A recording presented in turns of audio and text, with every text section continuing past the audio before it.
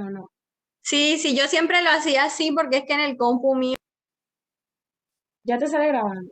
ahora sí me sale que está grabando, sí. Buenas tardes, acá estamos con la directora pedagógica de la Alianza Francesa para llevar a cabo la entrevista de la investigación. Entonces, no sé si te presentas un poquito, Diana. Ok, bueno, mi nombre es Diana Marcela González Palacios, soy la directora pedagógica de la Alianza Francesa. Empecé a trabajar aquí en el año 2016, si mal no recuerdo, 2016-2017. Y bueno, hace ya casi 2 años me encuentro en el cargo de dirección pedagógica. Bueno, entonces vamos a empezar con la primera pregunta que sería respecto a los libros en línea, porque durante mis prácticas pedagógicas que fueron virtuales, vi que, bueno, eso era básicamente lo que utilizaban siempre. Entonces me gustaría saber si estos libros en línea existían antes del periodo de la virtualidad causado por la pandemia o fue una alternativa que surgió. Sí, bueno, los libros sí existían, lo que pasa es que el acceso pues era restringido y bueno, ya la persona que quisiera tenerlo pues tenía que pagar. Nosotros como contábamos con clases presenciales y teníamos el material en físico siempre, pues nunca vimos la necesidad de adquirirlos así de forma digital. A raíz de la pandemia, como ya pues el libro físico, si lo queríamos usar tenía que ser tomándole fotos, además eso no está permitido, y el manejo era muy, muy complicado, pues no sé si fue una solicitud de la directora en ese momento, no creo porque fue un cambio bastante grande lo que se hizo, entonces no creo que haya sido motivado por una sola persona, creo que fue algo general y fue más bien iniciativa de la editorial Hachette, que es la editorial con la que nosotros trabajamos, de dar un acceso público a estos libros de manera virtual durante la pandemia. Entonces, bueno, eso estuvo así de manera gratuita como 1 año y medio más o menos.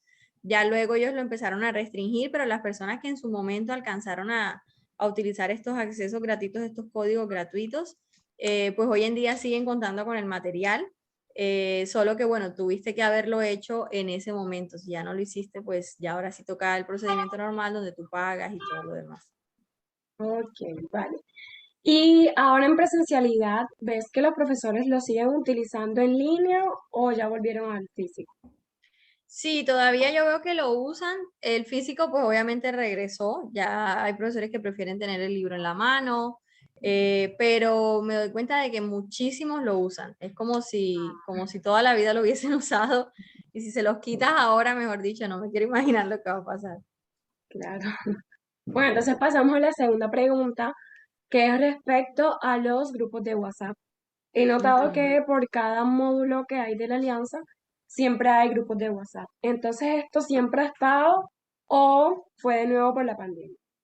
También fue con la pandemia. Nosotros antes de pandemia no manejábamos grupos de WhatsApp. Ya si el profesor quería crearse un grupo con sus estudiantes podía hacerlo, pero no era algo que viniera directamente desde la alianza. Ahora mismo sí, los grupos son creados desde la asistencia pedagógica, y se incluye también el número de dirección pedagógica, el número de mediateca, como para que los estudiantes tengan contactos con todo el mundo y también el número del profesor. Pero antes de pandemia no lo manejábamos. Antes era, pues, los estudiantes venían acá todos los días, entonces asumíamos que no era necesario, y pensamos que luego de la pandemia ya eso iba a dejar de funcionar porque ya los íbamos a volver a tener aquí, pero se sigue haciendo y parece que sigue haciendo falta.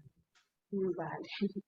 Ahora pasamos a la tercera pregunta, que sería respecto al uso del videobeam y computadores en clase. Entonces, de nuevo, antes de la pandemia, ¿todos los salones contaban con videobeam y computador o no? Nosotros sí teníamos en varios salones, no en todos. Había unos que estaban muy bien equipados, mejor que otros. De hecho, empezamos como en orden. Yo me acuerdo que primero fue el salón 1, después el salón 2, después el 3 y así sucesivamente. De hecho, ahorita que regresamos de pandemia, tocó reequipar algunos que en su momento no tenían todos los implementos. Lo que sí tratábamos de tener en todos, incluso antes de, eran los computadores. No son los portátiles que tenemos ahora, pero sí había computadores de mesa y había de pronto otros portátiles de menos capacidad, pero eso sí lo manteníamos porque estaba el tema de los audios, estaba el tema de las plataformas que los profesores abrían en clase, y ya el tema del video sí fue poco a poco, un poquito antes de la pandemia y lo terminamos de reforzar después de. Ok. Y respecto a, bueno, durante mis observaciones de clases que tuve en las prácticas, pude notar que el tablero de los profesores en la virtualidad eran las diapositivas, ¿cierto? Entonces Ujú, sí, ahora sí. en presencialidad, que se encuentra ya con un tablero tradicional, unos marcadores, ¿los profesores siguen utilizando las diapositivas para explicar o utilizan directamente el tablero?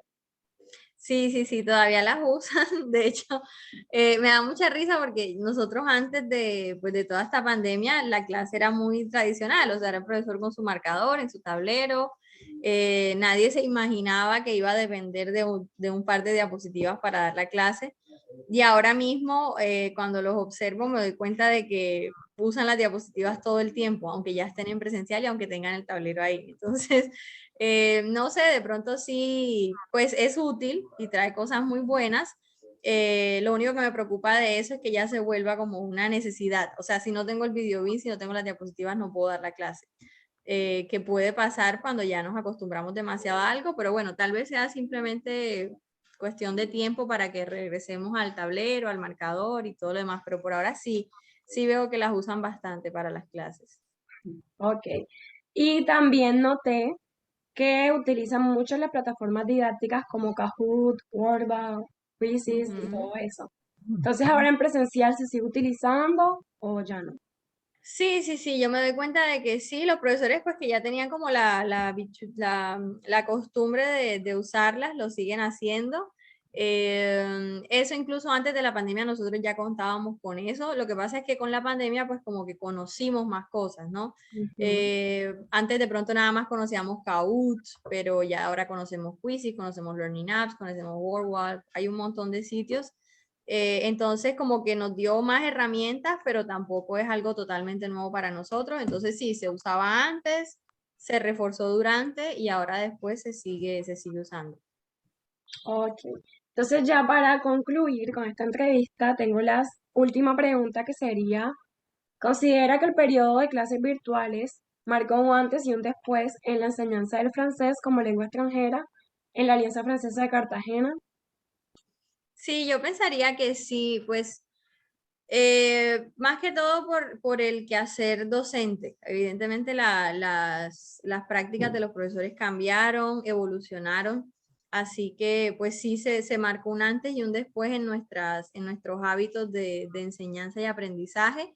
Y bueno, esperando obviamente que sea una evolución, ¿no? Que sean cosas que se agregaron a nuestra forma de trabajar, pero para enriquecerla de forma positiva.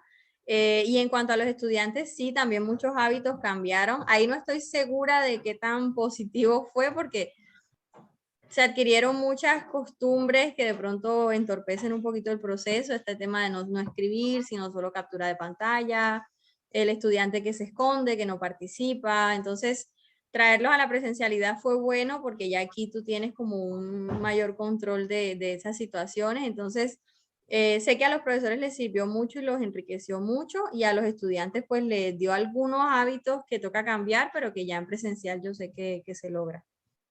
Bueno, muchas gracias por participar. Bueno, de nada, Luisa. Gracias a ti.